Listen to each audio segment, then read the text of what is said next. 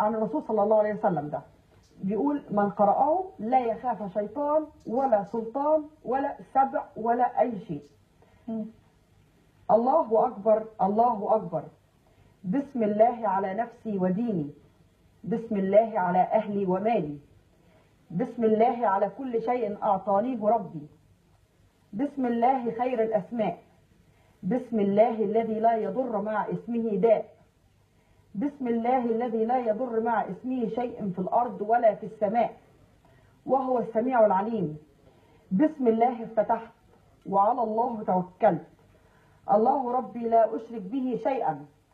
أسألك اللهم بخيرك من خيرك الذي لا يعطيه أحد غيرك، عز جارك وجل ثناؤك ولا إله غيرك.